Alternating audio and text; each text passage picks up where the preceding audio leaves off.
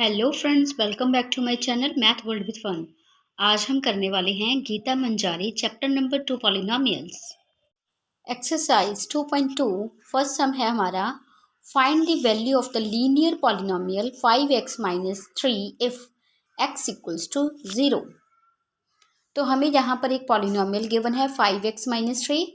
इसमें यहाँ पे हमें x की वैल्यू गिवन है 0, तो हमें x की जगह पे 0 पुट करना है। फर्स्ट सम में हमारे पास 5x माइनस 3 पॉलिनोमियल गिवन है। इस पॉलिनोमियल में हमें x की वैल्यू जो है वो 0 पुट करनी है। तो x की वैल्यू जो 0 है वो हमने यहाँ पे x की जगह पे 0 रख देना है। तो जहाँ पे x था वहाँ पे हमने 0 रख दिया। तो 5 को 0 से मल्टीप्लाई किया, 5 0 0 माइनस 3।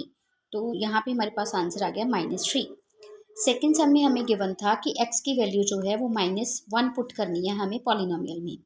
तो पॉलिनोमियल हमारे पास था 5x माइनस 3। तो x की जगह पे हमने रख दिया -1। तो x की जगह पे हमने -1 रख दिया और यहाँ पे -3 है।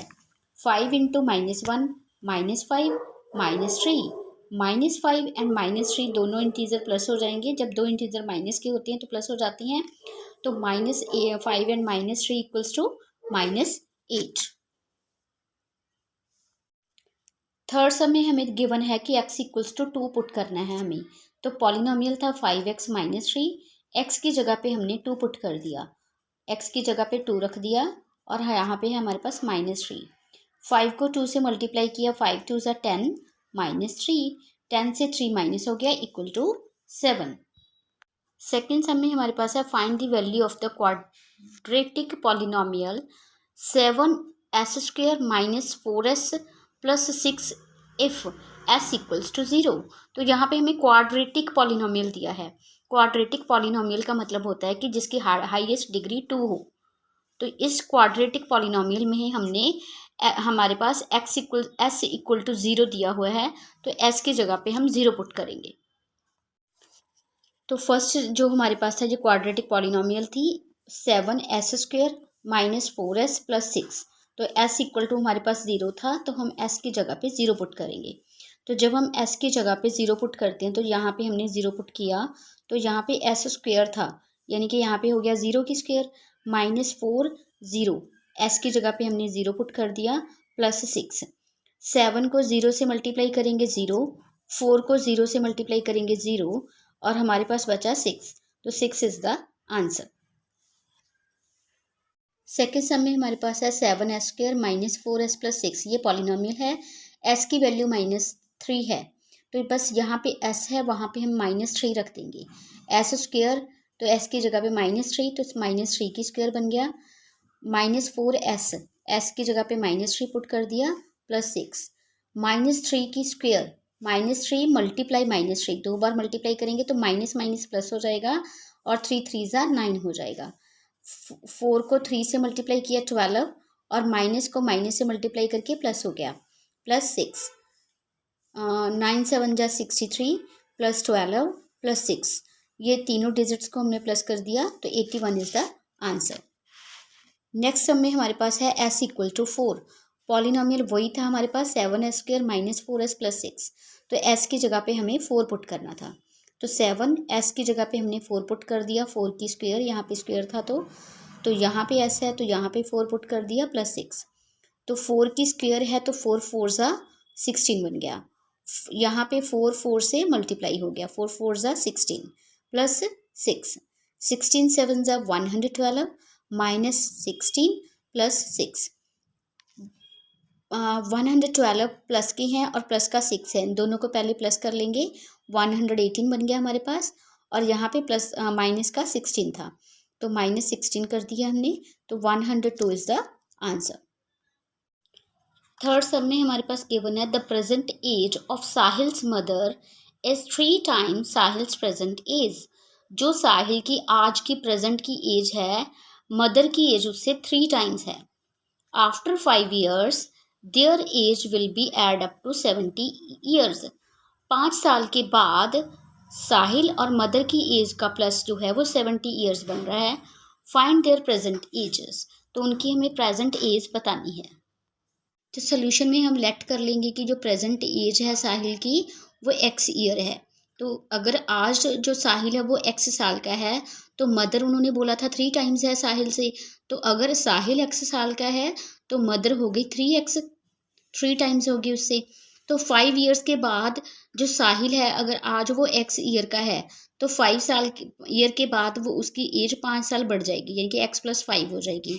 और मदर की एज जो आज की एज है 3x, उससे 5 साल बढ़ जाएगी, 3x+5 हो जाएगी। तो 5 साल के बाद दोनों की एज को प्लस करके क्या बन रहा है, 70 बन रहा है। ये हमें क्वेश्चन में बोला है। तो अकॉर्डिंग टू द क्वेश्चन हमारे पास क्या बना, ये साहिल की 5 साल की एज, 5 साल के बाद की एज, और ये मदर की 5 साल के बाद की एज, दोनों को प्लस करेंगे तो हमारे पास बनेगा 70। तो यहाँ पे हमारे पास 3x है, यहाँ पे 1x है, 3x और 1x बन गया हमारे पास 4x, 5 और 5 प्लस होके बन गया हमारे पास 10। ये 10 इक्वल से दूसरी साइड में जाएगा तो माइनस हो जाएगा, तो 70 से 10 माइनस हो गया तो 60 बचा हमारे पास। तो इधर था हमारे पास 4x, 4x मतलब 4 मल्टीप्लाई x, तो 4 इधर मल्टीप्लाई में है तो इधर आके डिवाइड में हो जाएगा, तो 4 इधर आके डिवाइड में हो गया, तो 60 को 4 से डिवाइड किया तो x की वैल्यू आ गई हमारे पास 15। क्या थी हमारे पास, साहिल की प्रेजेंट एज थी, तो साहिल की प्रेजेंट एज जो x की वैल्यू निकली है 15, तो वो साहिल की प्रेजेंट एज होगी 15। मदर की जो है वो 3x थी, 3x, तो x की वैल्यू हमारे पास 15 आई है, तो यहाँ पे हमने 15 पुट कर दिया, तो 15 3 ज़ा 48, 48 सॉरी 45, 15 3 ज़ा 45 जो है वो मदर की एज आ गई। The difference between the two positive integers, दो पॉजिटिव इंटीजर है उनका डिफरेंस 63 है। The ratio of the two integers is 2:5। दोनों की अगर रेशो निकालेंगे तो 2:5 है। फाइंड द टू इंटीजर्स, दोनों इंटीजर्स हमें फाइंड करनी है। यहाँ पे हम मान लेंगे कि जो फर्स्ट इंटीजर है, क्योंकि हमें रेशो दी गई थी 2:5, तो जो 2:5 थी उसके अकॉर्डिंग हम ले लेंगे फर्स्ट इंटीजर 2x, और सेकंड अदर इंटीजर जो होगा वो 5x। तो हमें दिया गया है कि दोनों इंटीजर का डिफरेंस, तो बड़े में से छोटे का डिफरेंस जो है 5x में से माइनस किया 2x, तो 63 आ रहा है। तो 5x से 2x माइनस किया तो 3x बन रहा है हमारे पास, तो 3x इक्वल्स टू 63। 3 इधर मल्टीप्लाई में इधर आके डिवाइड हो गया, तो x की वैल्यू हमारे पास 21 आ गई। 63 को 3 से डिवाइड करने पे 21 आ गया, तो x की वैल्यू आ गई 21। तो यहाँ पे फर्स्ट जो इंटीजर था वो हमने 2x मान लिया था, तो x की वैल्यू हमारे पास आई है 21। तो यहाँ पे 2x का मतलब होता है 2 मल्टीप्लाई x, तो x की वैल्यू है 21, यानी कि 21 जो है वो 2 से मल्टीप्लाई हो जाएगा, 21 2 ज़ा 42। तो जो अदर इंटीजर हमारे पास था वो 5x था, तो x की वैल्यू हमने पुट की 21, तो 21 5 ज़ा 105। फिफ्थ सम में हमारे पास है, Ruby has 3 times as many 2 rupee coins as she have 5 rupee coin. तो उसके पास जितने 5 रुपए के कॉइन है, 5 रुपी के कॉइन है, उससे 3 टाइम्स ज़्यादा 2 रुपी के कॉइन है। अगर उस जितने भी उसके पास 5 रुपी के कॉइन है, उससे 3 टाइम्स ज़्यादा 2 रुपी के कॉइन है। तो दोनों कॉइन्स की जो वैल्यू है, टोटल जो उसके पास पैसे हैं वो 88 रुपीज़ हैं। How many coins does she have in each type, तो हर तरह के उसके पास कितने कॉइन हैं ये बताना है। पे हम मान लेते हैं कि जो 5 रुपी के कॉइन है वो एक्स कॉइन है उसके पास, 2 3 4 5 कितने कॉइन थे जो हमें नहीं पता है, तो 5 रुपी के हमने मान लिया कि एक्स कॉइन है।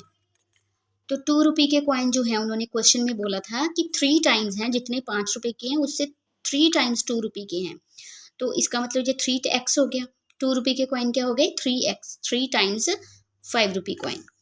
वैल्यू ऑफ 5 रुपी कॉइन, अगर 5 रुपए के कॉइन की वैल्यू निकालें, जैसे अगर 5 रुपए का एक कॉइन है तो 5 इंटू 1 5 रुपीज़ हो गए, 2 कॉइन है तो 5 इंटू 2 10 रुपीज़ हो गई, 3 कॉइन है तो 5 इंटू 3 15 रुपीज़ हो गए, वैल्यू होगी उनकी।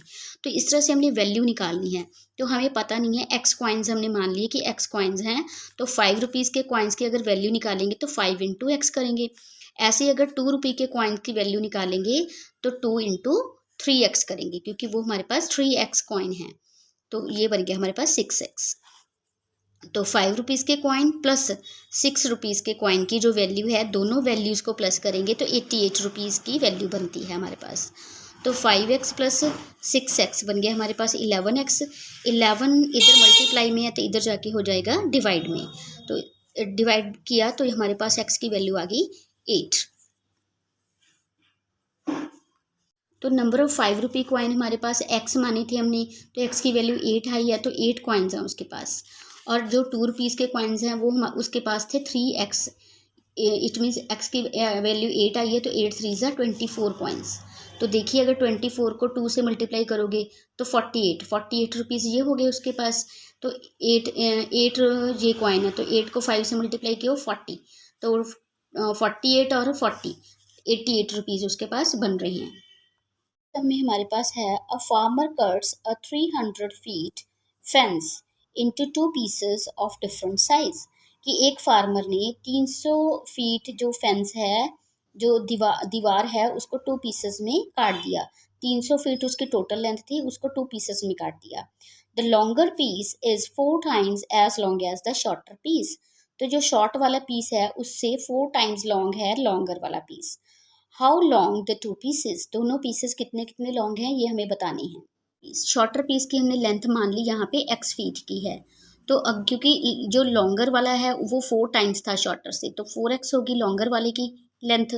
तो दोनों पीस को प्लस करेंगे अगर हम, तो टोटल लेंथ बनेगी दीवार की। तो टोटल लेंथ हमारे पास थी 300 फीट, तो x प्लस 5x क्या बन गया 6x, तो 6x इक्वल्स टू आ गया 300। 6 इधर आके डिवाइड हो जाएगा, तो डिवाइड होके x की वैल्यू हमारे पास आ गई 50। तो x की वैल्यू 50 आ गई, तो शॉर्टर लेंथ जो थी उसको हमने x मान लिया था, तो x की वैल्यू 50 है, तो शॉर्टर लेंथ 50 है, और लॉन्गर लेंथ जो थी वो 4x थी। x की वैल्यू यहाँ पे पुट करेंगे 50, तो 4 इंटू 50 आएगा 200, तो 200 फीट 250 फीट जो आएगी वो लॉन्गर लेंथ आएगी फेंस की। है the length of the rectangle is 3 more than twice its width and its perimeter is 24 centimeter। Length है जो रेक्टेंगल की वो 3 मोर है ट्वाइस द विड्थ, जितनी भी विड्थ है उसका ट्वाइस करेंगे, 2 टाइम्स करेंगे, उसमें 3 मोर करेंगे तब हमारे पास लेंथ आती है, ये बोला गया है। पेरीमीटर हमारे पास 24 सेंटीमीटर है, तो हमें डायमेंशंस बतानी है, लेंथ विड्थ बतानी है रेक्टेंगल की। यहाँ पे हम विड्थ जो है वो मान ली x है उसकी सेंटीमीटर, x सेंटीमीटर विड्थ है, तो लेंथ हमें बोला गया था कि ट्वाइस करके plus 3 more, twice the width plus 3 मोर है, तो ट्वाइस किया मतलब 2x प्लस 3 मोर कर दी हमने लेंथ। तो पेरीमीटर जो होता है वो हमारे पास जो फॉर्मूला होता है वो होता है 2 इंटू एल प्लस बी, तो लेंथ हमारे पास है 2x प्लस 3 और विड्थ हमारे पास है x, तो ये आ गया हमारे पास फार्मूले वाला 2 आ गई।